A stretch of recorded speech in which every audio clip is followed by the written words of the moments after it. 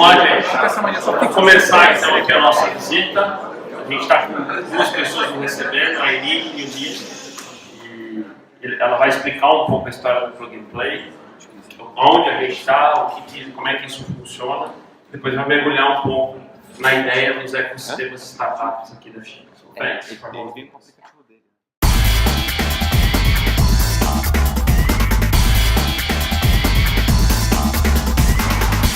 Welcome, welcome.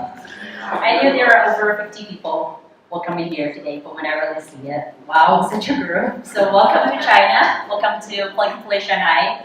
It's our pleasure to host you here today. So today we're going to have a little bit of introduction about what Plug and Play does in China and globally, and also we're going to give you guys an overview about the innovation system and the startup ecosystem in China. And later on, we will have a startup actually who specializes in brand retail to present to you about what they do. So let's get started. Nice. Então, ela explicou um pouco da agenda, né? Ela vai falar um pouco da Plug and Play globalmente, a Plug and Play Shanghai, vai explicar um pouco do ecossistema de inovação aqui na China a partir das startups, e aí a gente vai ter uma startup fazendo um pitch para o grupo, para a gente interagir de forma prática com uma startup voltada para varejo. Okay, so yeah, I'll just give you a little bit story about how we started there. So our founder, Saeed Amini, is actually working in real estate industry previously. So actually his family owns like 1/3 of the property in University Avenue that's right next to Stanford University. And that's where we firstly host Google, PayPal, and those startups there. And also we're the first investors in Google, PayPal, Lending Club, Danger, Logitech, as you see shown there. That's how we started actually. And also in the previous 30 years, we've been ranked as the most active VC in Silicon Valley. That's even more active than Google and AC, those startups in terms of deal amounts. Okay. Ela está dando um overview da Plug and Play Mundo. É hoje a maior aceleradora, né, de startups do mundo.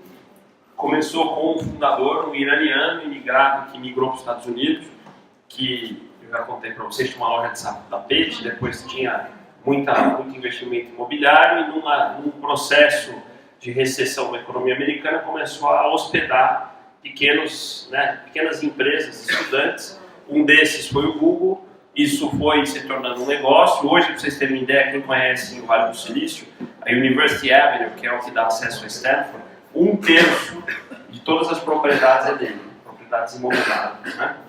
E ela estava dando uma informação ali mais atual, nesse último trimestre, que a Plug and Play foi ranqueado como o Venture Capital, fundo de investimento mais ativo do mundo. Mais ativo que, inclusive, empresas grandes que têm feito investimentos dessa natureza. So this is the map for where we have been across the world. Right now, we have offices or accelerators in over 30 regions and countries in the world. You can see Silicon Valley is our global HQ. In America, we have Cleveland, which is focused on pharmaceutical. New York, focusing on fintech. And also, we have large presence in Europe as well. You see Paris, Amsterdam, we have really good brand retail programs running there. Also in Stuttgart, we are running programs with Daimler for mobility vertical. And also you can see China, which I'm going to get into deeper later. We have 8 offices running right now. Okay. Bom, se alguém tinha alguma dúvida, né, se a inovação se deslocou para a China, é só olhar para esse mapa. Algo que começou no Vale do Silício tem muito mais foco hoje na China do que lá. Só para resumir um pouquinho dos números, vou começar por aqui.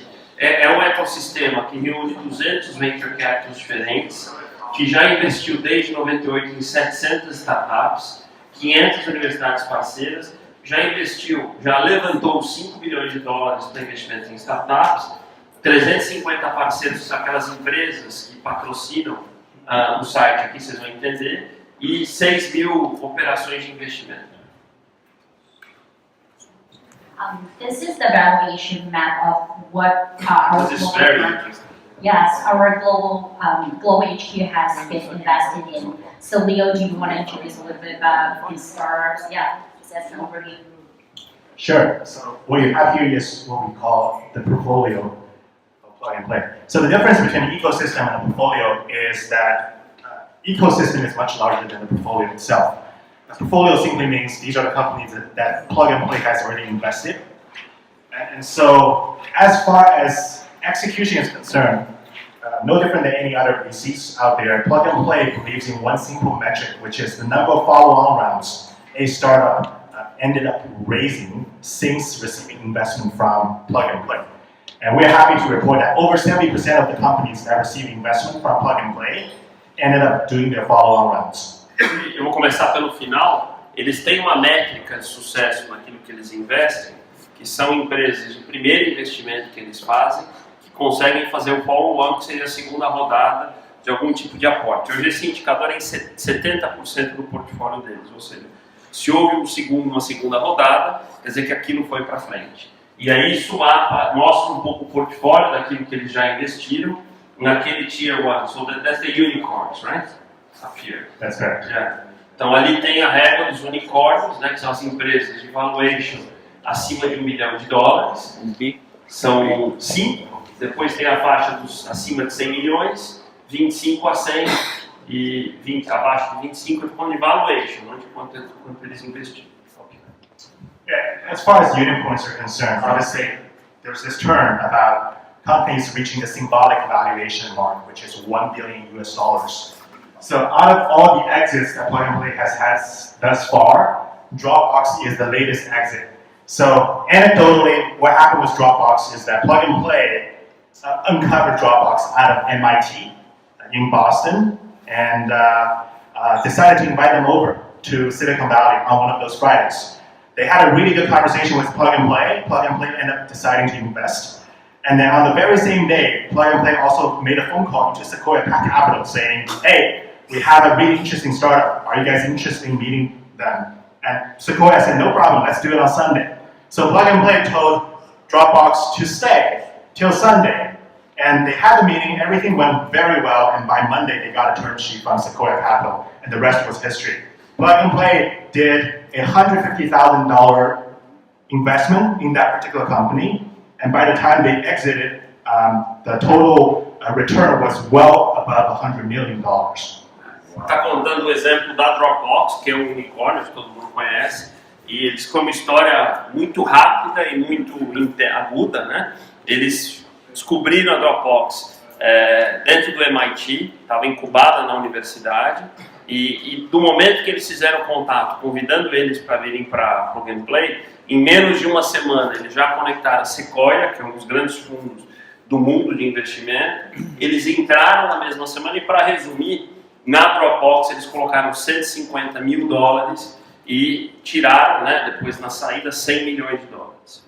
So these are the verticals that we run right now globally, and with the Leo Chen's flag on the right corner, you'll see these verticals are what we have right now in China. Internet of Things, supply chain and logistics, health, mobility, fintech. That's a very, very important one. InsurTech, we just launched that this year. Brand retail, travel and hospitality. These two verticals are what I'm serving right now. We also got real estate, and we are actually starting energy and sustainability this September, in 2 weeks. Então, aqui tem a maneira com que a Plug and Play trabalha, né? O que está a bandeirinha chinesa são os verticais que acontecem na China. Então, e tem em todo o universo que eles trabalham, eles são muito focados por verticais, então as startups, os projetos de inovação são voltados para aquela determinada indústria, né? Então a nossa de varejo está aqui, mas a gente tem, por exemplo, o seguro, tem as fintechs, né?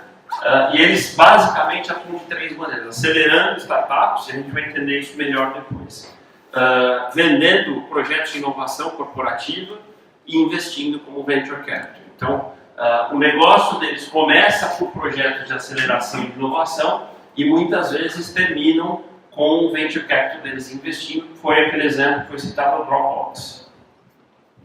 So this is the brand's map of who we have as our corporate partnerships across 14 verticals. So as you can see, in brand retail we have Mars, Panasonic,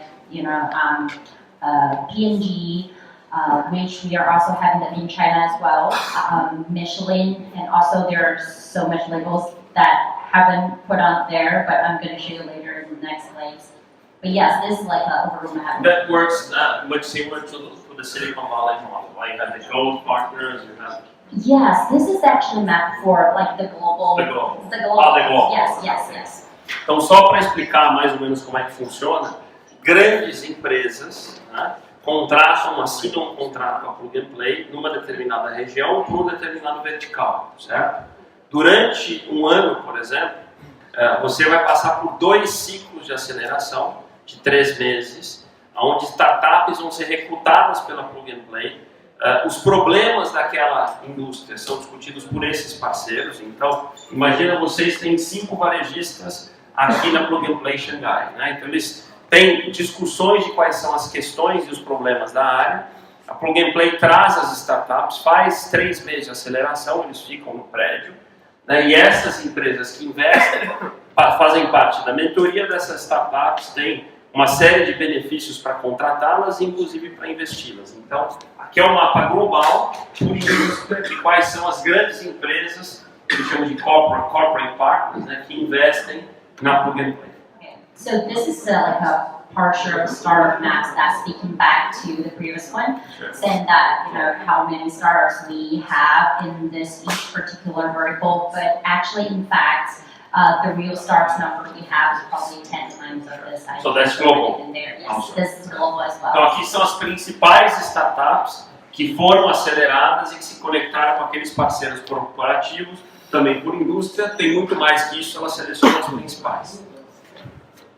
So when it comes to Plug in China, the most important program we are running here is called Corporate Innovation. There are 3 components that's crucial in this innovation platform. One is we call our clients, it's the corporates. So when corporates come to us, they'll tell us what's their, most interested tech trends or what's their pain points, and then we will match the startups or technology solutions for them to solve that problem. And also we have startups, which is our, the most important ecosystem here. We provide our help and mentorship and everything just for free, other than co-working space. That's part of the charge. But like other than that, we want to foster them and want them to grow and then be a really healthy and active community. And other than those 2 components, we also have really good relationship with venture capital. We want to make sure, other than providing startups, commercial partnerships from the corporates, we also want to help them get funding in a healthy and then strong way. You also run that pitch day here, right?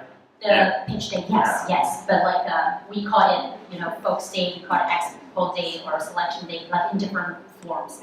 Yes, we do. Aqui acho que explica um pouquinho daquilo que eu já tinha adiantado. O principal modelo deles aqui é o que eles chamam de inovação corporativa. O que eles chamam de corporate são empresas grandes estabelecidas que querem buscar inovação através de uma startup, né? Então, como é que funciona? Né? Como eu coloquei, essas grandes empresas assinam um contrato de um período, essas empresas abastecem a Plug and Play com as suas dores, com os seus desafios, com os seus issues.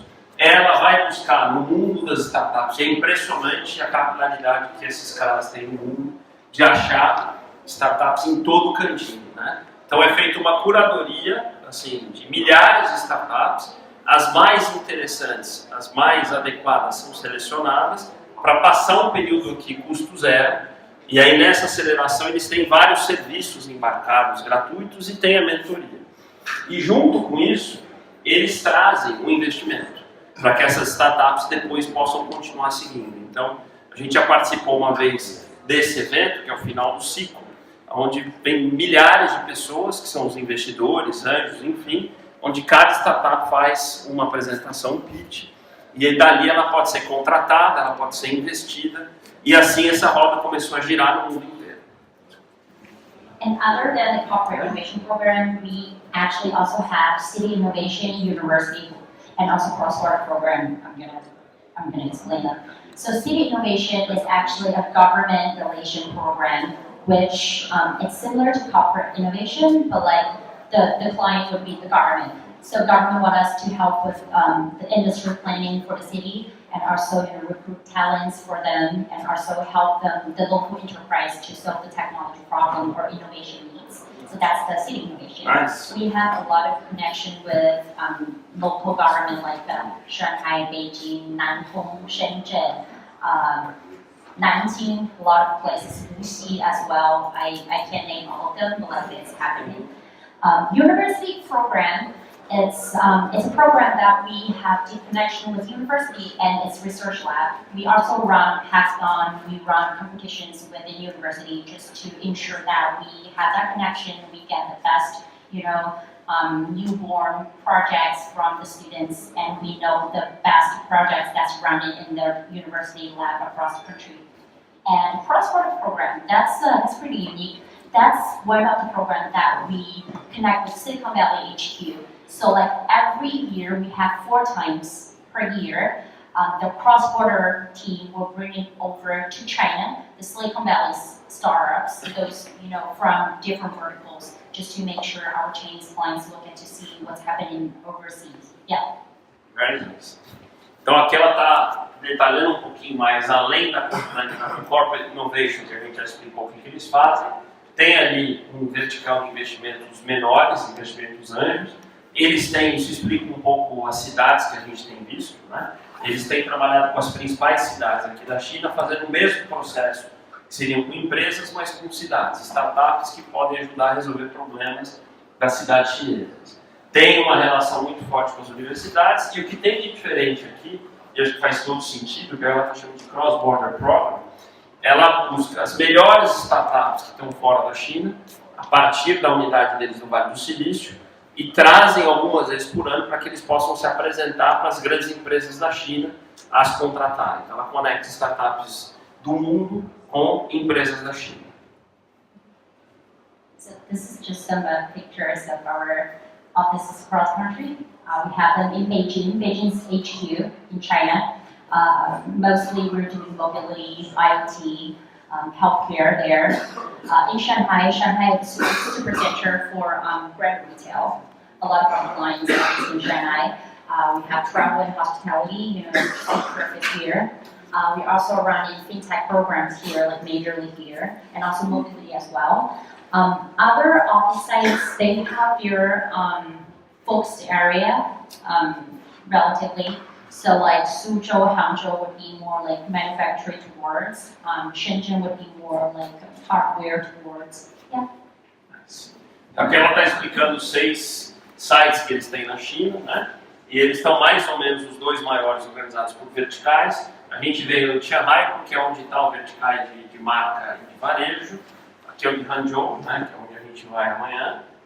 É dessa maneira que eles estão estruturados na China. So these are like the specific programs we're running. We have 3 levels of programs under corporate innovation. The first one, level 1, it always simply is called ecosystem program. Basically, we provide 4 deal flow sessions to our clients every year. What it does is, before every session, the client will tell us what's their, seasonal tech focus or, pain points that they want to figure out this time, and we will give them a list of probably 20 to 30 startups to choose from. Then, on the deal flow day, they will see, probably 6 out of 20 which they pick to go to the conference room, have the deep dive session, probably 1 hour for a customized presentation to present a possible business solution they might work together. Yeah. Aqui ela está detalhando aquilo que eu comecei a explicar, que é como é que as empresas grandes usam a Plug and Play, né? Como é que eu acho que é uma dúvida grande, né? Como é que uma empresa estabelecida pode se relacionar com startups de uma maneira produtiva, né? Não de uma maneira arriscada. Então, eles têm 3 níveis desse programa. Esse é o nível 1, e aqui ela está descrevendo mais ou menos, né, o que acontece. Eu vou resumir, começando por aqui. Eles têm uma agenda enorme de eventos, e muito dessas empresas começam a participar desses eventos. Então aqui é um pouquinho de conteúdo para respirar isso. Tem algumas atividades customizadas que eles fazem, mas o principal está aqui, né? Você tem modelo americano, né? Você tem muito definido número de sessões, número de startups que você vai interagir, e de novo, né? Tudo isso para que você dali possa acertar aquelas que podem ajudar o seu negócio a resolver determinado problema. Thank you. And for second level of program, we call it accelerator program, which is very similar to what Silicon Valley has. So basically, for per vertical, our corporate clients will sit together to vote for the next 3 months what startup they want to see and do the collaboration together. That's basically the idea. Que ela está só explicando, que também fica com uma dúvida, tem uma espécie de um comitê, né, eu diria, daquelas empresas que participam desse site, que antes de cada ciclo, lembrando que são, you have 2 cycles of 3 months per year, right? 2 3-month program. Yes, That's são 2 correct. programas de 3 meses, mas tem toda uma preparação do que virá. Então, as empresas parceiras, elas participam desse comitê para discutir se os temas mudaram, se os problemas são os mesmos, e eles fazem parte da curadoria final. Tem uma shortlist que eles passam a escolher depois quais as startups que vão ser aceleradas. And the level 3 program is called Ativo program, which is a highly customized, personalized program, like what we do with like JD.com or Daimler. Yes, so for example, JD.com, what they want us to deliver in this dedicated program is that first, they want to do this deal flow session, like what we offer at level 1, pretty straightforward, because they want to do the pilot run, they want to try out the new technology in the market, so they need startups to, to test the water. And then second layer is that they want to do investments, so they want us to help with the due diligence, help with scouting for the investment product they can put money in. And then the third level is, the third aspect is that they also want to utilize this dedicated program as a marketing purpose to let the entire industry know that Alibaba is not the only one who's doing innovation in China. They are also focusing so much on this throughout this program. Yes. Ela está dando exemplos, né, de projetos, inclusive, que JD e Alibaba contratam, são projetos específicos, customizados para determinado assunto. So these are like a snapshot of what we have, the corporate clients that we have in China. Right now we have over 15, but here is probably just a few of them. JD.com is our clients in brand retail and also supply chain logistics. We got the largest real estate company in China, which is called Contou. We got Wanda as well, one of the biggest commercial group in China. We got insurance company, also, China Unicom, if you know, that's like AT&T of China. That's the, also, we have some global accounts like Nestle, Mars, P&G. These are expanded from Silicon Valley. Yes. Que são os clientes da Plug and Play corporativos aqui da China, né? São, como eu coloquei, empresas grandes de todos os segmentos que fazem, e só fazer um parênteses, eu acho que independente da Plug and Play, aqui acho que é interessante entender o modelo das aceleradoras, né? As outras funcionam de uma certa forma desse jeito muito parecido, conectando grandes empresas com as startups e fazendo esse processo de aceleração no meio. Thank you. So just in a review of last year, we have done almost 50 successful pilot round cases in China, purely in China, across different verticals, and also over 60% of startups completed the next round of investment during our acceleration program.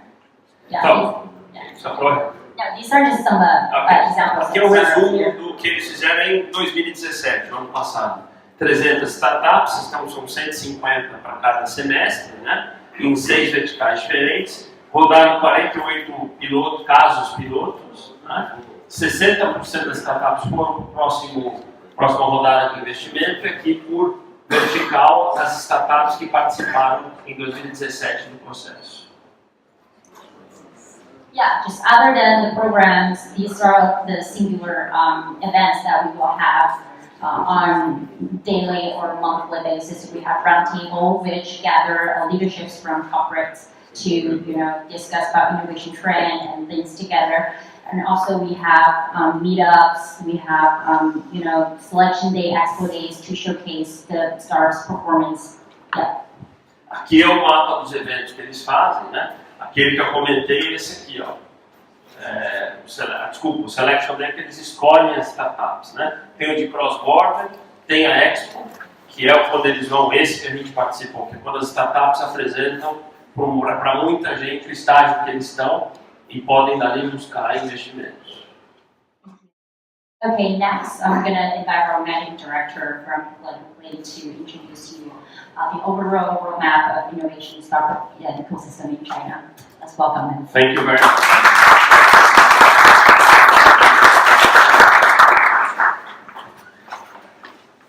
Thank you, Irene. Thanks everybody for coming. So my name is Leo Chen. I'm the managing director for Plug and Play Silicon Valley. So I flew to Shanghai about 3 days ago. As most of you experienced, jet lag is like a crazy thing. So there's a common myth that usually the first day is okay, but the third day is the worst. So forgive me if I fell sleepy during the conversation, but I'll try my best to cover the next few slides within the 20 to 30 minute allotted to the session today. Ele está só fazendo uma brincadeira, né? Ele fica no Vale do Silício, chegou faz 3 dias, falou que tem um mito que é verdade, que quando você vem em lugares longe como esse, o primeiro dia é ok, o terceiro é o pior e hoje é o terceiro dia dele. Então, ele está tentando ficar de pé. Okay, so let's start with the heavy duty things. I don't expect any of you to read any of those words, but basically, if you walk out of today's session with something to memorize, this should be it. This summarizes the difference between China and Silicon Valley as far as innovation and ecosystem is concerned. Now, obviously, this is the plug and play take. It doesn't represent any of the formal authorities, but it's more or less representing the intellectual properties that the plug and play showcases here. This is great. Só para explicar, esse slide, gente, fenomenal. Se vocês puderem mergulhar nele, que obviamente que é a visão da Plug and Play, mas é a visão deles de como a China é diferente dos Estados Unidos na questão da inovação. Então ele está dizendo que são 6 grandes motivos que ele vai explicar, que ele entende aonde a China está fazendo diferente dos Estados Unidos. So, I think everybody agrees by now that China is the fastest growing region in the world as far as startup innovation ecosystem are concerned. One stat I can share with you is the number of unicorns born in Shanghai and Beijing. As you can tell in the middle, 40 plus tech unicorns were born between the two cities within the past 4 years.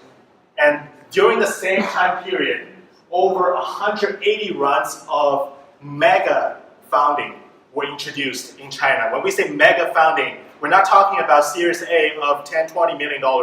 We're talking about a single startup raising north of $100 million US. Uau! Deixa eu respirar. É um fato que a China é quem mais cresce isso, e alguns pontos. Nos últimos 4 anos, 40 unicórnios. 40 unicórnios, são 10 unicórnios por ano. Né? E aí ele reforçou que a segunda estatística é mais importante. Foram 180 rodadas de investimento de 100 milhões de dólares ou mais, né? E empresas onde na maior parte das vezes foi série A de investimento, ou seja, primeiro aporte de investimento, ou seja, algo provavelmente espetacular pelo tamanho da grana que está entrando. Que normalmente investimentos acima de 100 milhões, são investimentos série C, série D, já é uma sequência mais para frente de investimento com um negócio maior. Então isso mostra um pouco o tamanho do dinheiro hoje que está circulando aqui nesse ecossistema de startups. Of all of the sectors, all of the industry verticals that we see in the ecosystem, there are 2 focus areas in particular that draw a lot of attention from everybody around the world. One is AI, also known as artificial intelligence, and the other, which I think a lot of you are interested in here, will be fintech. And China's ecosystem really shine across those 2 particular practices. Ele, de todos os verticais que ele acompanha de startups, 2 em especial estão fervendo, né? Um que é o de inteligência artificial, que ele é cross, né, com todos os outros verticais, e o segundo é o das fintechs, as empresas que estão trazendo disrupção aí ao setor financeiro. The valuation of the companies in China tend to be much greater compared to the US counterparts. One thing to note though is, as an entrepreneur, if I wanted to start a brand new company, it will be much easier to do so in US. To my best knowledge, US is still considered the fertile land when it comes to having angel investors supporting entrepreneurs that have never ever done any business in the past. Okay, you can go. Very good. So next. I thought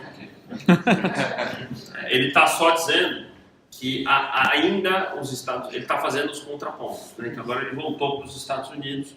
Os Estados Unidos ainda é um ambiente mais fácil, mais fértil, principalmente para o primeiro empreendedor que nunca teve experiência, né? Buscar investidores anjos para começar o seu negócio. Diferente da China, que isso é um pouco mais difícil.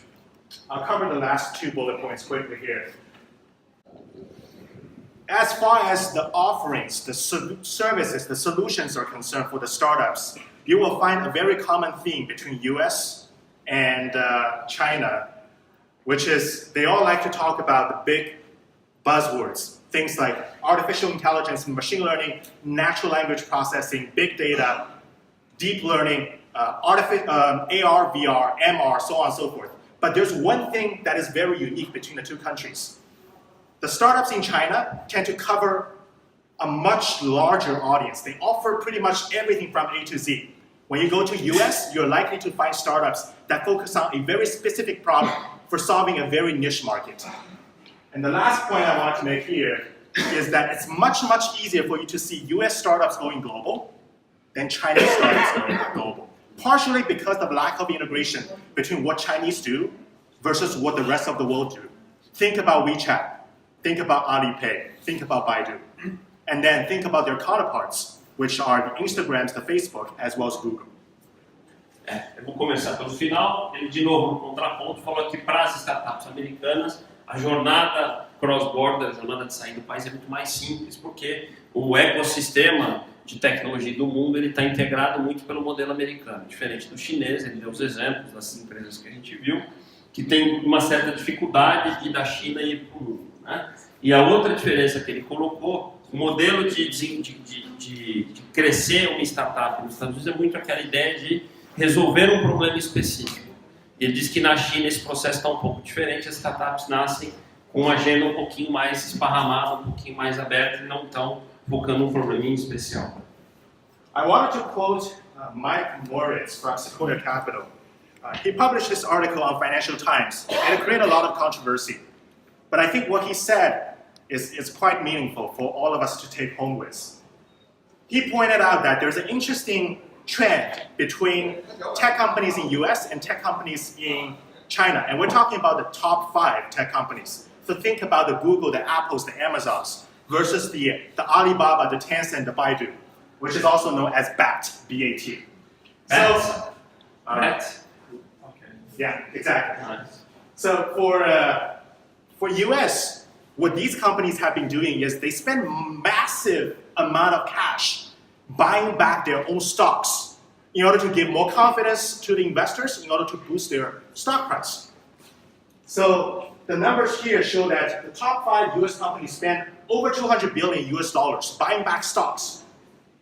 And then at the same time, for the Chinese top 5 startups, including, top 5 tech companies, including BAT plus JD.com, they spend only $10 billion US dollars buying back their stocks. It's not that they're not publicly traded companies, they are. They're just not spending that much money buying back their own stocks. So where did the money go? They plotted all of their excessive cash into investing startups. So when was the last time you heard Apple or Amazon investing in a startup? Very rarely. They just buy stuff left and right. But in China, it's a very different mentality. It's all about investing startups to further their landscape and broaden their footprint and influence. So it's like 2 different brands, right? We don't know who's going to win, right? But you're saying there's just 2 different models of doing with the capital that they have, right? It's just a very unbiased observation.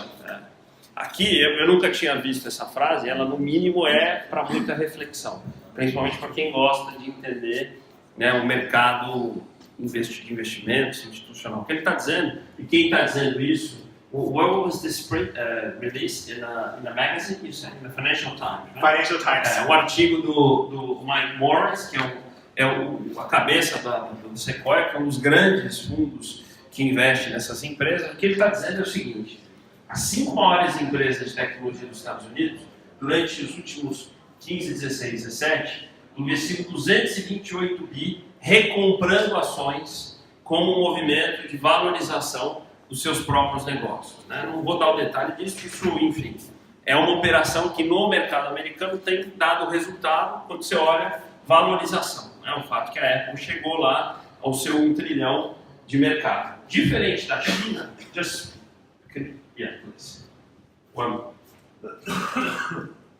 diferentemente da China, que as mesmas 5 maiores, são outras empresas, né, colocaram, olha a diferença, 228 bi para 10 bi. Então, onde é que elas colocaram dinheiro? Aqui ele está dando um exemplo.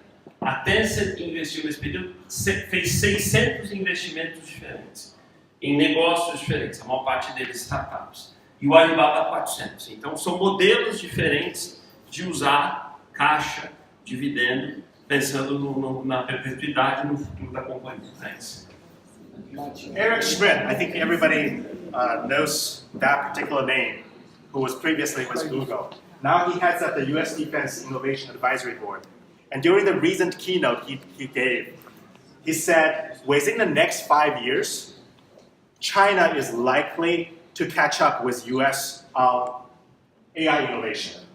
And he is extremely impressed by the pace, the growth China is having. And while he was trying to be conservative in the sense of exactly how long it's going to take for China to catch up with the US counterparts, I think broadly when you look at other media outlets, people like to write those catchy headlines. A lot of people are saying that China already outpaced the US as far as artificial intelligence is concerned. And after this slide, I'm going to do a spotlight just on artificial intelligence, featuring one of the most valued startups in the entire world out of that space, which happens to be a Chinese startup. Então, ele está dando um outro exemplo, o Eric Schmidt, que é um ex-Google, né, que hoje é um dos gurus aí de inovação, que ele falou sobre um capítulo que a inteligência artificial talvez seja a fronteira do desenvolvimento de tecnologia. Ele veio a público dizer que ele acha que em 5 anos a China chega no nível de desenvolvimento de tecnologia de inteligência artificial. E aí ele diz que isso é um pouquinho mais que isso. Ele tem visto outras pessoas falarem que a China provavelmente já chegou nesse ponto, se já não estiver à frente. So artificial intelligence, how can you talk about artificial intelligence without talking about SenseTime, which is the #1 AI startup in China focusing on artificial intelligence? And then fundamentally, they're doing 2 things, image analysis and facial recognition. Just 2 simple technologies that help this company to become the most valued AI startup in the entire world. They just raised another $600 million within the last 2 months, making the total amount of money invested by everybody exceeding $1.6 billion. And that pushed their valuation all the way up to $4.5 billion. And remember, this is a company that is only 3 years old. Deixa eu respirar. É difícil. Vocês tomam um susto e respiram. Tem que tomar um susto e traduzir. Ele está dando um exemplo hoje da grande referência, não só da China, como no mundo de inteligência artificial, que é a SenseTime, que é uma empresa de 3 anos, que hoje já vale 4 bilhões e meio de dólares. Ele acabou de receber um último investimento de 150 milhões, já arrecadou 1,6, e o foco dela é reconhecimento de imagem, face recognition, Image analysis. Image analysis. Então ele reconhece, né, a face e analisa essa imagem, gerando inteligência. A loja que a gente foi. Que a gente viu. É isso aí. A tecnologia Quem passou por aquela lojinha de esportes, so we just came from Sony Digital Store. There you go. That's their working SenseTime. Okay. Yeah, nobody knows what SenseTime behind it. Yeah. But We it's know. SenseTime. Good. Okay.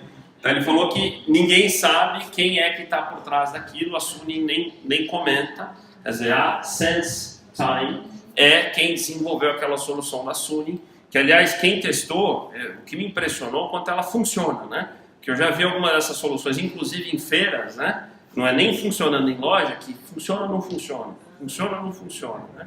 Então ali, para quem não viu, você sai com o produto, ele já sabe que é o Eduardo, sabe o que eu estou levando e gera o pagamento. Perfect. So during the earlier slide, we said AI is doing so well in China because of three things: regulatory support, mass market base, and then finally the lack of legacy tech. So here I'm going to comment on two things: regulatory support. Why AI is doing so well in China? Well, from the top, all the way at the top in Beijing, the government is super supportive of AI development in China. China's vision is by 2030, AI is going to be made in China. Also, they're creating a domestic industry of artificial intelligence that is projected to be worth over 150 billion US dollars. Secondly, when it comes to mass market, think about P2P lending. In North America, there's only one company doing P2P lending. So I can borrow money from you even though we don't really know each other. And that platform is called Lending Club, which happens to be a company invested by Plug and Play in the early days. But in China, there are thousands of lending clubs doing exactly what Lending Club does, which is you go onto your mobile phone, you register, and you say, I want to borrow 5,000 Chinese RMB tomorrow to buy a brand new cell phone. And I'm going to do monthly payments for the next 30 months. And I don't care where I borrow that money from. It can be you, anybody in the room. But how can you make sure that I am who I am? So for those apps, for those providers, they have to buy technologies from SenseTime.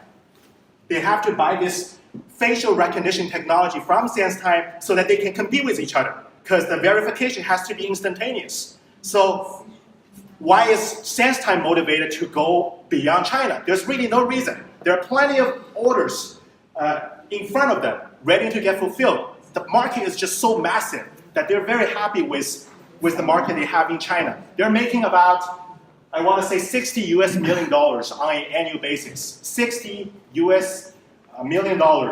It's not a big number if you put the two and two together. The valuation, 4.5 billion, versus the annual revenue, which is 60 million. Think about the multiples. It's close to 80x, unheard of. But why everybody wants to invest? Because it's such an iconic company. And take a look at the very last bullet point. They partner with the Chinese government. Which means they have access to all of those images captured by over 170 million CCTVs all over China on the streets. And with that kind of data, imagine how powerful their training data set becomes. Going back to the third bullet point. Did they do the IPO yet? No, of course not. Just let me know. Of course not. Wow. So, the best US companies, as far as AI is concerned, have probably access to 10 million images for training purposes. But SenseTime has access to 2 billion images. That gives them a competitive advantage that nobody else can have. And I think I've said enough about SenseTime, so over to you. Wow, amazing. Então aqui ele mergulhou, ele se empolgou também, né? Com toda a razão. O que é essa SenseTime? Ele falou que assim, é impressionante o tamanho que isso está se tornando na China. Eu vou tentar resumir. A primeira informação que ele deu é como é que uma empresa avaliada em 4,5 bi, que fatura 60 milhões, que dá 80 vezes de múltiplo, que é um absurdo, né? E a resposta é porque ela tem um futuro espetacular. E da onde veio esse futuro espetacular? Primeiro porque ela foi a primeira empresa que de fato conseguiu fazer a inteligência artificial com face recognition funcionar de fato, mas porque ela recentemente assinou uma parceria com o governo chinês. E deixa eu voltar para o primeiro ponto. Um dos motivos da inteligência artificial estar andando tão rápido na China é que o governo está acelerando isso. Ele entende que isso é determinante para o país por todos os motivos possíveis, né? Então, eles têm acesso hoje, a China tem 170 milhões de câmeras espalhadas pela rua, pelos locais, e essa SenseTime tem acesso a essas imagens. Ele está dizendo que uma empresa de inteligência artificial, em média, tem no seu banco de dados 10 milhões de imagens. A SenseTime já tem 2 bilhões de imagens. Então, por isso, essa força. O que mais impressiona é que a gente está descrevendo aqui uma empresa de 3 anos de idade. Como é que você vê as imagens? As imagens que ele contou? Como? Como que... Da onde vê as imagens que ele contou? Das câmaras públicas, 170 milhões. Não, mas do empréstimo. Ah, é verdade, esqueci do landing. As fintechs. Os 2 motivos que fizeram é que ele falou mais a SenseTime no final. Obrigado, Henrique. 2 alavancas fortes de inteligência artificial na China. Um é o governo. 2 é um modelo, e acho que a gente vem discutindo aqui ao longo da viagem, que a China é um mercado de pouco crédito ao consumo, e esse crédito tem andando muito por meios informais. Então, o que ele falou é um conceito de peer-to-peer lending, né? Que são empréstimos direto, pessoa a pessoa, sem o intermediário por trás. Quem gerencia isso são plataformas de tecnologia. Uber, tá? Uber conecta um usuário de transporte com um provedor de transporte. Peer-to-peer lending, alguém que quer emprestar, o outro que quer o empréstimo. E o que ele está colocando é que para que isto rode, são muitas dessas empresas na China, o elemento de segurança que determina, né, a precisão disso é justamente saber que o Eric é o Eric e o Eduardo é o Eduardo. E é a SenseTime o principal fornecedor desses caras. Isso deu volume para eles de negócio com empresas que contratam esse serviço. E ele deu um exemplo legal de como eles estão usando esses peer-to-peer lending, que ele é crédito a consumo com propósito específico. Então o cara que fala, eu quero comprar um celular novo, estou disposto, preciso de tanto e estou disposto a pagar em tantos meses, né? Então você praticamente faz uma grande bolsa de crédito, né, totalmente distribuída de pessoas para pessoas. Então o cara fala, tá bom, por esses juros eu empresto para você. E aí essa empresa autentica a identidade das pessoas. O risco fica na esfera individual. Okay, next slide. Jack Ma. I'm pretty sure there is a stop arranged by Maurice to meet with Alibaba at some point during your visit in China. We're going to Hangzhou tomorrow, to Alibaba headquarters. Excellent. So, just to give you a sneak peek, there's a new term. It's called new retail. In America, nobody uses it. Terceira vez que a gente escuta isso aqui. But in China, everybody goes crazy about it. And this particular term was coined by Jack Ma a few years ago. And he made a bold statement saying, new retail is going to replace e-commerce as the hottest trend within the next decade. And the definition of new retail is not so much about online going offline, offline going online. Because I think in China, which has the best penetration as far as e-commerce is concerned, China has access to about 20% of the gross merchandise sale, meaning everybody goes to like some sort of shop for buying stuff. It can be a physical brick and mortar store. It can also be online, Taobao, JD.com, so on and so forth. China has the best online penetration, which means 20% of consumers, or I should say 20% of the goods were sold online. And yet, when it comes to this O2O concept, it means how can I bring the other 80% back online? But Jack Ma says, new retail is not just about that. It's also about the perfect combination of these components. E-commerce, logistics, payment system, blockchain, and policy. E-commerce, that makes sense. Logistics, that's what everybody is working on. The last mile, the famous last mile. Payment system, China is leading the way when it comes to digital wallet. Blockchain, the government is not a super fan when it comes to the cryptocurrency. But 2 years ago, it was already made very official that blockchain as an underlying technology to support these cryptocurrency is something that everybody should look into in China. And then finally, policy. When there's no support from the top, nothing happens. When Europe introduced GDPR, everybody froze. In China, it's all about creating the right policy to support innovation, to support startups, to support entrepreneurs, to try out bold ideas. In the US, if you want to put some sort of autonomous software on a truck, people are going to go crazy because there's a safety issue. In China, the government says, go ahead and give it a try. Let's worry about that later because right now I'm just going to build an empty land for you to try out that technology. You figure it out. How many times you fail, I don't care. Just make sure you keep trying. So that's Give me some more examples on the policy. I think if you do a direct translation, mean by policy. if there's a direct translation out there, it would be one belt, one road. But we as Chinese already went out and said that's not the right translation. It would be the Belt Road Initiative. So what that means is over, I want to say, 150 billion US dollars will be invested across different countries near China to create this infrastructure, massive infrastructure between here all the way to Eastern Europe.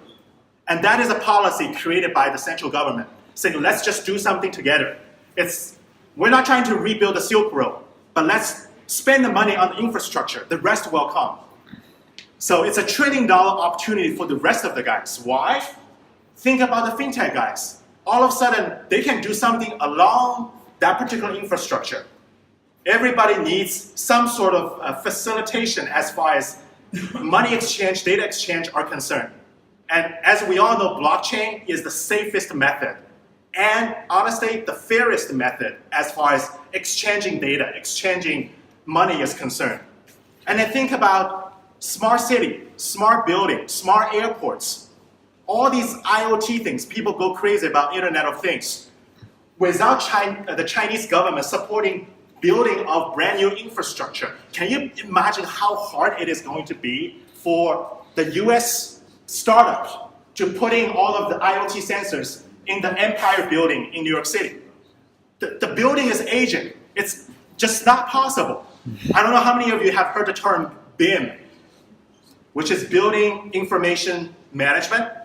With BIM, and you build a brand new structure using BIM, it is just much easier for you to put in all of the Internet of Things sensors. So that kind of policy support made all of the above possible. Great. And is it right to say that the major difference between opportunities for the new retail in China and USA will be that the last one issue, right? The policy issue. When it comes to new retail, I think we actually have those two. So is that good? Yeah. Okay. Let's come back. Então, ele está aqui, e aí eu só fiz o comentário a terceira vez, então nos parece que esse é um conceito estabelecido, geral, dito pelo Jack Ma, do que ele está chamando de New Retail, de novo varejo, né? Que para ele é um conceito que vai... Desligou? Okay. Alô?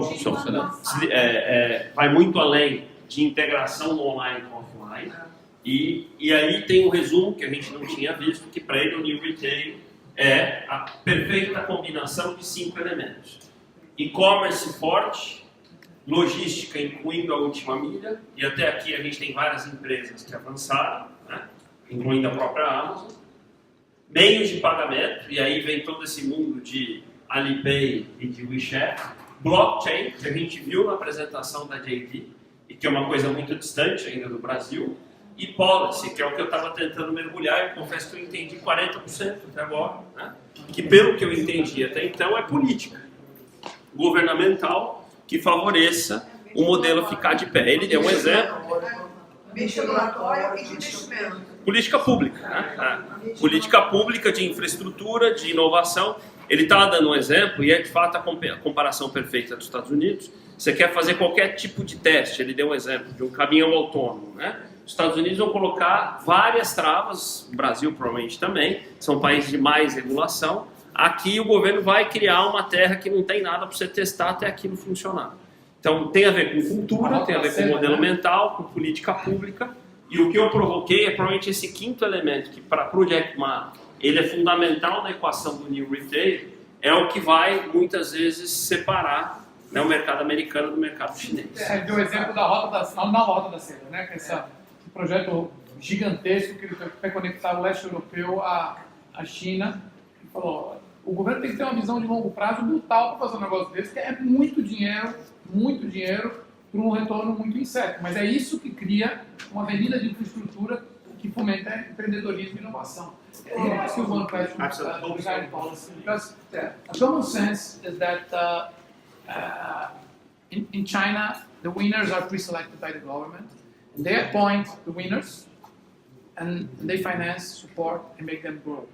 And many people believe that there's no real a democratic and open ecosystem of innovation and startups in which pure entrepreneurs can really promote their ideas and win the game by themselves. So how crucial it is the government's role in developing innovation and growth of the winners, and how much they interfere into the entrepreneurship ecosystem and the winning of this game.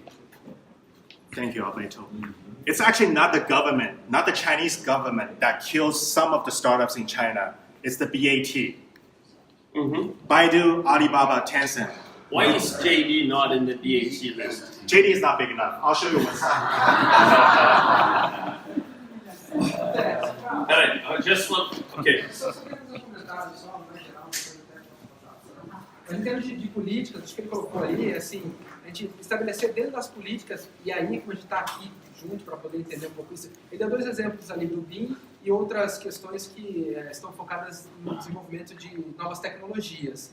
Existem políticas, do BIM recentemente foi lançado no Brasil, a mesma tecnologia que ele estava comentando da produção de prédios com uma lógica diferente, mas acho que agregar as necessidades aí do setor às políticas que estão sendo criadas, que é essa, acho que a lacuna que vai alinhar aquele último item Perfeito. com o pensamento Você que está o Mar dizendo tem. que tem muita coisa na nossa agenda brasileira que também está conversando com isso. Perfeito. E só que assim, muitas delas ainda não estão totalmente coladas com as necessidades do setor, elas estão distantes, estão sendo construídas, mas o que a gente precisa fazer é exatamente aproximar Não dessa construir de gabinete, Exato. né? Não construir de E gabinete. levar a intenção do setor para lá.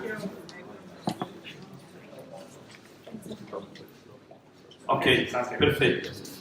Só a pergunta do Alberto, que no resumo rápido, é quanto que o governo tem a ver com o crescimento desse ecossistema de inovação, e ele deu uma resposta pragmática. Não é o governo que mata as empresas que não dão certo. É o BAT. O BAT é o que ele está chamando de Baidu, Alibaba e Tencent, né? Ok. Very quickly, regarding this chart, this is proprietary data assembled by Plug and Play's team in China. And this is showing you how many investments were done within the China ecosystem over the last 4 months. So this is fresh out of the oven. And In the so last 4 months? in the last 4 months, between April and July. Last 4 months. Think about this. Last 4 months. Sequoia Capital alone did $7.5 billion worth of investment. If the government, let's hypothesize one thing. If the government were to be involved, can you believe a foreign entity such as Sequoia would invest that much money in the China ecosystem? No. Within 4 months, no. Within 4 months, exactly. Within 4 months. And guess what? Globally, when it comes to all of the ecosystem combined, there's a symbolic line, it's a ceiling, which is $50 billion invested on a quarterly basis. In the past 3 years or so, everybody has been saying, when are we going to break through that glass ceiling? $50 billion. Every quarter. Every quarter. So how can you break through that glass ceiling? You add these numbers up here, I'm telling you, China accomplished half of that. And that pushed the overall number above $75 billion within the second quarter alone of 2018.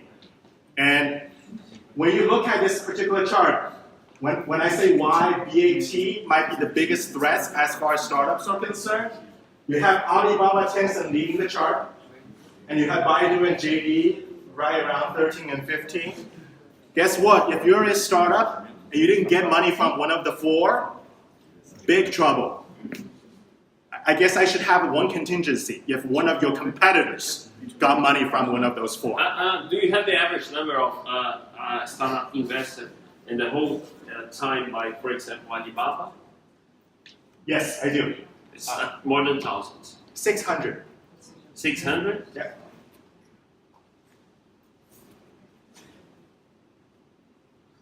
Just a second. Oh, So Tencent- no, that's in 1 year. I mean, since they started to invest. In the last 10 years, for example. So I think it's interesting to note that there's a reason why Mike said between 2015 and 2017, because there was really a hockey stick as far as Chinese investments are concerned. China, the ecosystem did not start this early. 10 years ago, there was nothing there. It really started around 2015. So you can pretty much argue that since inception, Tencent did 600 and Alibaba did 400. Ok. O que ele está dizendo é o tamanho do volume de dinheiro e da quantidade de investimentos que as empresas têm feito na China. Aquele quadro que ele mostrou, o Fábio perguntou 3 vezes, né? Isso em 4 meses, quer dizer, isso é um quarter, que é o que ele falou, que eles têm tido a cada quarter um volume de 50 bi de investimento, que até hoje não estourou, a maior parte está descrito aqui. O que impressiona é o número de deals em 4 meses, né? Não só o volume de dinheiro. E o principal é entender, e aí quando a gente vê a Amazon fazendo uma aquisição, vira notícia, né? Uma aquisição. Quer dizer, a gente está falando ali, aí eu perguntei se no total, quantas startups o Alibaba tem investido. Falou que se você olhar de 2015 para cá, que é aquele número de 600, é mais ou menos o total, porque essa corrida do ouro todo que a gente tem visto começou basicamente em 2015, ou seja, faz 3 anos que ele usou uma expressão, essa corrida de foguete, né, começou a acontecer aqui na China. So let's continue the conversation along e-commerce and new retail. When we talk about hockey stick growth, there's a lot of hockey sticks when it comes to trending for China. And this is one of the more interesting charts. As you can tell, before 2009, Brazil was way ahead of China as far as e-commerce's contribution to overall retailing is concerned. But since 2010, China really took off and surprised the rest of the world by having as much as 20% in terms of penetration. Ele falou que na China tem várias tendências que você pode explicar com essa expressão que ele usou, que é taco de rock. Isso aí. Aqui ele está mostrando a penetração do e-commerce e do varejo no mundo por setor. Até 2009, o Brasil tinha mais e-commerce que a China, como percentual do mercado. A partir daqui a China vai e hoje ela atinge, passa a marca dos 20% de penetração. Né? De cada 100 yuans, 20% são vendidos online. Another interesting stat to notice, out of the 20% of penetration China had, 70% of that came out of mobile, cell phones. People do everything on their cell phone. And that represents this particular red line. Don't be surprised by the negative slope, because it's still showing a growth story. Even when it comes to the latest data point of 2017, that's showing a year-over-year 30% growth as far as mobile purchases are concerned. Além desse crescimento, a mobilidade foi o que fez estilingou esse crescimento todo. Ok. Great. Oh, this is a good shot. So, everybody wants to compare Alibaba to Amazon, or the other way. But overnight, I think for those of you that follow the US stock market, you probably heard the latest about Amazon, which is they become the second company ever to reach the $1 trillion market cap. So the first company was Apple, that happened 2 months ago, and this is the second company. 995, right? They came back. They did? Okay. All right. So they had. They closed in the market, they came back. Gotcha. So on the flip side, Alibaba is valued at $500 billion as of today. But then when you look at the profit margin, or I should say the gross margin and the total GMV, you will see that Alibaba has a much more massive market, $701 billion versus Amazon's GMV, 225. At the same time, Alibaba is enjoying a gross margin of 60% compared to Amazon's 37%. But when you look at the overseas market, Alibaba does not really do much. Only 8% of the sales came through a country other than China. So would you say that this is the key issue for Alibaba gets more market cap, right? In my humble opinion, when Alibaba goes global, that's when their stock price goes skyrocket. Yeah. Wow, why not? Why not?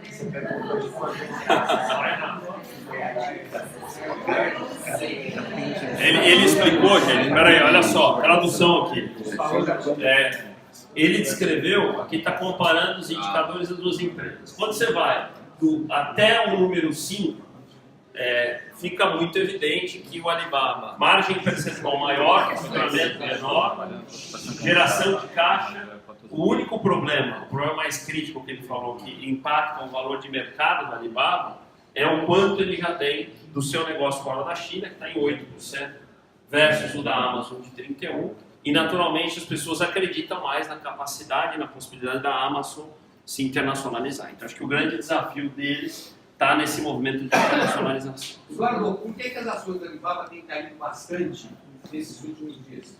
What are the Alibaba stocks dropping in the last weeks in China? Do you know? Yeah, they did their earnings release. Even though everything looks great, they beat the top line and the bottom line. Wall Street guys were not happy. They think the trade war is going to affect China more so than Já é o efeito da guerra comercial. Esse último quarto não foi tão bom quanto os analistas esperavam. In your opinion, when are those guys, the BAT, going worldwide? What's the timing for them? Quando é que é o momento de Baidu, Alibaba e Tencent? Baidu just set up a office in Silicon Valley, actually second office in Silicon Valley. So clearly they have their ambition of going global, and that's in line with China's vision of AI going global while being made in China.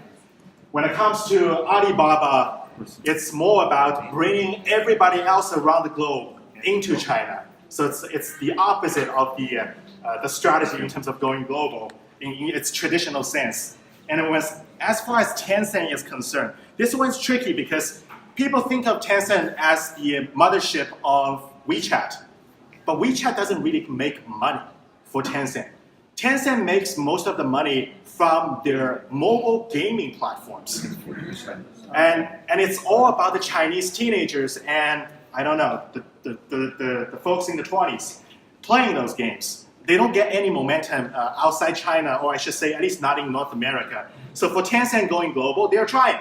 In North America, I just talked to their marketing team a few weeks back. For the first time ever, they're doing a pilot with Lexus as well as Michael Kors for those ads added to the feed of the Moments module within WeChat. So that's considered an ad platform. But when you look at the scale compared to Instagram, compared to Facebook, that's like nothing.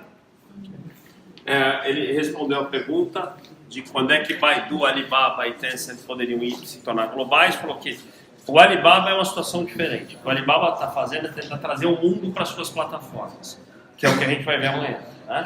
Então seria um movimento de globalização um pouquinho diferente. A Baidu acabou de abrir um escritório grande no Vale do Silício, então esse movimento começa a acontecer. E a Tencent está dando um pouquinho do lado, uma visão diferente. Né? O negócio, de fato, que sustenta a Tencent são games de celular, que é uma coisa muito de adolescentes chineses. Então existe uma dúvida de quanto isso é escalável globalmente. O WeChat é muito mais uma possibilidade do que algo que, de fato, traz caixa, traz valor para a Tencent. So to further the discussion around new retail, I believe the foreign media covers a ton about HEMA, which is pronounced Hema. It's the latest offering out of Alibaba. We're going to be there tomorrow. Fantastic. So enjoy it. Pay attention to their food court. Pay attention to all the inventory system they have. Pay attention to how clean the whole shopping experience is. And one thing you may not notice, which happens behind the scene, is their logistics platform. So when it comes to Plug and Play tape, as far as why this thing is the new benchmark, even for Amazon, Whole Foods to look up to, 4 items. The seamless mobile experience. Everything is on your palm. The 30-minute delivery guarantee, which includes seafood. Facial recognition checkout. You don't even need your phone. Just show up in front of that kiosk and the payment is taken care of. And then finally, big data tailored stocking. What that means is the stock changes all the time. And it is not controlled by an inventory manager. It's controlled by a computer. The more popular an item becomes, the more likely that the item gets restocked. The fewer buyers are out there for certain item, the less likely for that particular vendor to survive within that particular shopping market. Ele está dizendo que o Hema, que é a loja que nós visitaremos amanhã, em Hangzhou, aliás, a mais nova delas, né, grande, é para eles, aqui na Plug and Play, o melhor exemplo que materializa o conceito de novo varejo, né, de new retail. E para eles, 4 coisas que a gente deveria observar amanhã que explicam o porquê dessa conclusão. Primeiro, uma experiência mobile completamente sem atrito, ou seja, com o celular você consegue fazer absolutamente tudo na loja. Acreditem se quiser, uma entrega feita em 30 minutos, inclusive uma lagosta, se você pedir. Você pede qualquer coisa pelo app, em 30 minutos está na sua casa.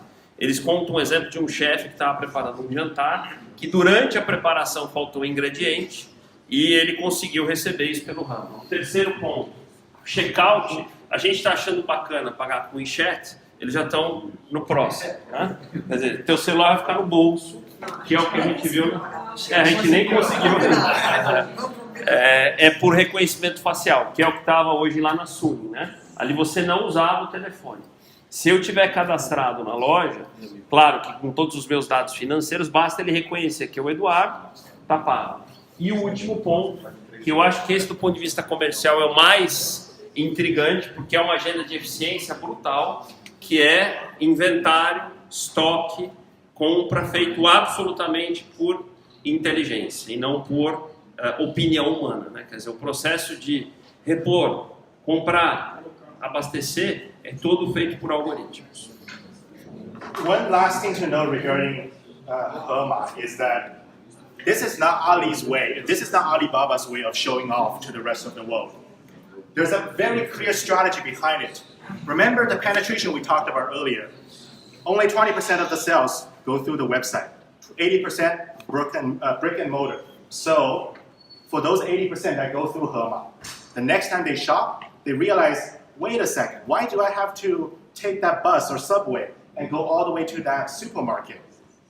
First of all, my account reconciles precisely what I ordered the last time. And secondly, with a single click of a button, within 30 minutes, the goods were delivered to my doorstep. So think about how Alibaba went to the 80% and bring those back to online. What are you saying? Is that Hema will first take the customers from China from other supermarkets chains to Hema, right? That's right. Once I'm there, I can go 1 time, 2 times, say, wait a minute. I like Hema, but I don't have to go to the store. I can do it online. That's right. Okay. Então acho que foi o cara que melhor explicou um pouquinho a lógica do investimento físico do Alibaba. O que ele está dizendo é o seguinte: você não consegue tirar o cliente do supermercado tradicional para o online de uma vez. Ele não vai. Então você pega ele do supermercado que ele frequenta, põe no supermercado incrível, que é o Hema. Ele vai lá, se acostuma e gosta, 2, 3 vezes, depois fala, peraí, eu não preciso vir aqui. Eu já sou cliente desses caras, já conheço a loja, e dali você leva ele para o online. Então é uma maneira de você trazer ele para o que te interessa, que é o supermercado online, em 2 etapas. Visualiza a experiência. Eu acho que essa experiência né? E aí a hora que você fica com essa experiência... Claro, você consegue fazer ela online. Aí você virtualizou, você consegue lá ter a mesma sensação. Não, mas Edu, o que eu achei muito interessante, que é uma coisa que eu queria tinha falado dos pilares do novo retail, que é a questão da logística. Sim. Então, na verdade, não é só o fato de que você foi lá e achou super legal e gostou da coisa. Você pensa assim, ó, em 30 minutos você vai estar aqui sem ter nenhum tipo de atrito. Não precisa ir lá. Então, o que traz de volta para o offline, ou que captura novos para o offline, é logística. Isso aí. E a gente vai ver isso funcionando, e é uma das coisas que de fato são mais impressionantes. A gente vê isso funcionar na prática. Né? Legal. Ok. Oi. We went to Amazon 1 month ago. Amazon Go, right? No, we went to Amazon, to visit Amazon 1 month ago. And they say that the strategy to go to Whole Foods, for example, That's right. it was much focused on machine learning. For example, they said about Alexa, they want to expand Alexa and develop a lot of many machine learning to do it in a physical retail. I don't see Alibaba doing anything in this way.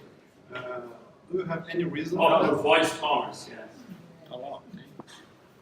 Alibaba just bought Auchan here and Sanat, which is the biggest retail chain.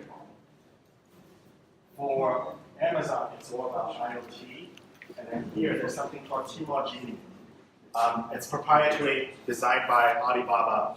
I'm not going to elaborate on that one because I'm not the expert here, but feel free to bring that up when you meet with Alibaba. They call it Tmall Genie. It is a voice commerce solution. No, it's an answer to machine learning. Ah, ok. Edu, mas tem um ponto. Você está falando muito do drama, mas tem um ponto super importante que aconteceu no começo desse ano. O Alibaba comprou a maior rede de supermercados da China no começo do ano, chamada Sunart. Os caras têm mais de 5 mil lojas e hipermercados gigantescos. Porque eles sabem que a estratégia do digital puro não funciona, tem que ser via loja. Perfeito. Então, isso daí ele falou, é mais barato eu comprar uma rede inteira para pegar os dados e ter acesso, a entender transação. Que fazer o e-commerce crescer organicamente. I think when Jeff Bezos bought Whole Foods a few months ago, there was a running joke, which is he went to Alexa and he said, "Alexa, buy me some milk from Whole Foods." And Alexa said, "Buying Whole Foods." That tells you something about the public view of Alexa, but Alexa is growing tremendously well. I'm going to end today's presentation with this slide. Ok, é o último slide da apresentação. So there's a company called Belly, or I should say Bell, depending on how you pronounce it. #1 shoe seller in Hong Kong, Taiwan, and China. But eventually they got delisted, and some of the private equity firms teamed up and took them private. That actually goes hand in hand with this particular quote from Mr. Pierre, CEO of Accenture. Since 2000, digital is the main reason just over half of the companies on the Fortune 500 list have vanished once for all.